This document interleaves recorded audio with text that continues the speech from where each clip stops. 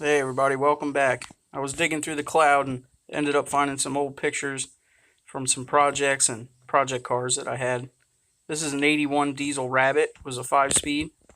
This is probably a couple days after I bought it. I'd already taken the front bumper off and modified it, got rid of it. You see that screaming 80s sunroof, right? It also had this cool spotlight on the A-pillar that it came with. Here's the back view. I also did push the back bumper in so it was touching the body, got it a lot closer. You see the spotlight. And it came with a nice set of snowflakes on it. So the wheels were pretty nice. But as you'll see later on, I changed them out. You see in this picture, I tinted the tail lights. I got Gumby hanging there like a paratrooper. And over here I put a exhaust pipe off a Honda street bike so I could have a stack. Diesel life. Here's a side shot of it with the smoked tail light. I had to tilt it back so it didn't block the red light there. And this was also before the vehicle was lifted. I did also do a custom lift kit on it. There you go. I actually sectioned down an S10 visor, fiberglass visor, and refiberglassed it back together and put it on there. It really made the car look kind of mean. I liked it once it was on there. Took a little bit of work, but I think it was worth it. Right here, I was just mocking it up in these pictures. There's some pictures later on where it's sectioned down and fitted on there.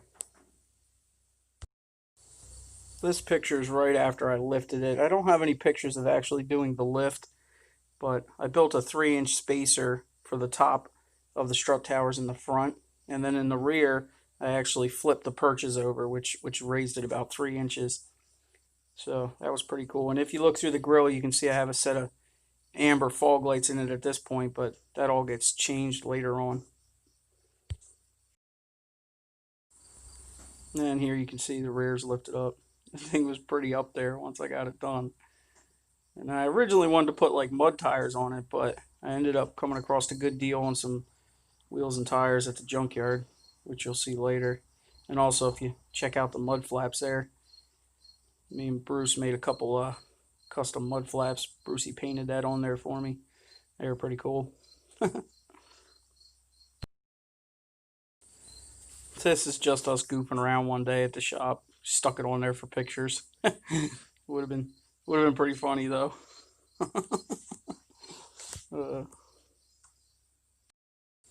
don't know exactly what type of wheels these are, but I do like the flat 5-spoke. I've always been a flat spoke kind of guy. I like that design. I think they were Nietzsche's 17-inch with some really good tires.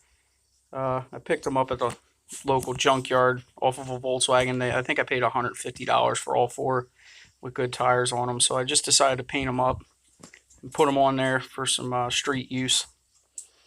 Did the zombie green on the inside of the rims. Yeah, a little splash of color.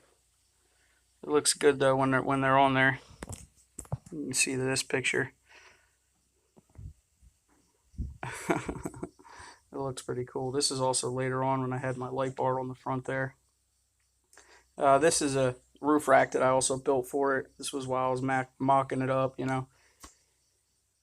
I left the front portion of the roof rack wide so I could still use the sunroof.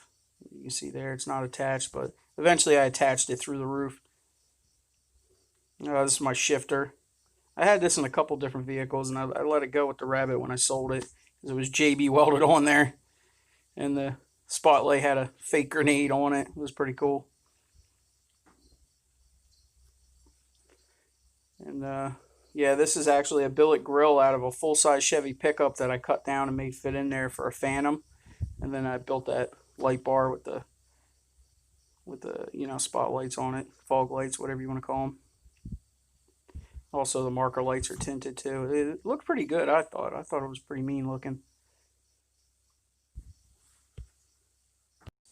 I have some other pictures of this thing, but this is the best one I could find right now with the billet grill and the light bar on it, the wheels.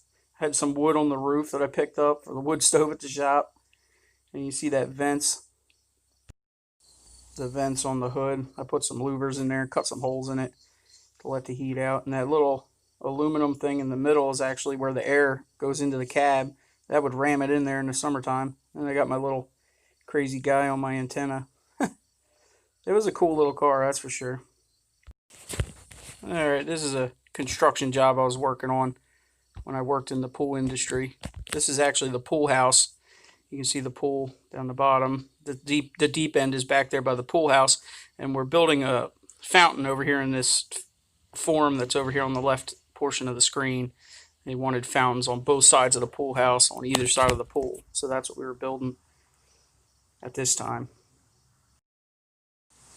And here's the other side, the other fountain, the forms for it. I've got some other pictures in here of the plumbing and the rebar, and we were also putting fountains in that deep end spa or the deep end pool wall right there. Those pipes sticking up right here. This thing in the middle is actually a swim jet in the deep end of the pool. All the standpipes sticking up were fountains.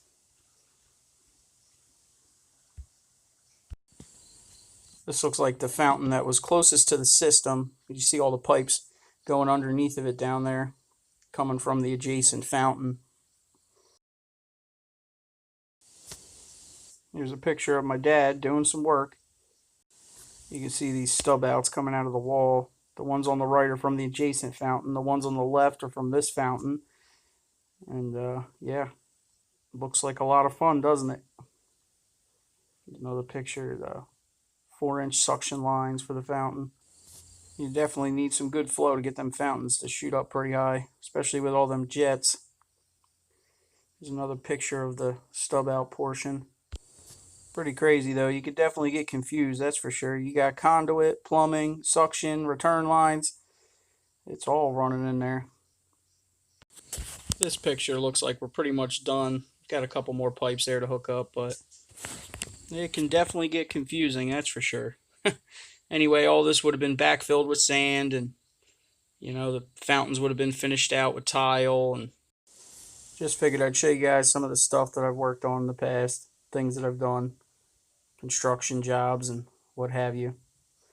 But if you guys like this type of stuff, let me know. Maybe I can dig up some more pictures from the past, talk about them. Alright, everybody. See you on the next one. Hit that thumbs up. Subscribe. Tell your friends. Later.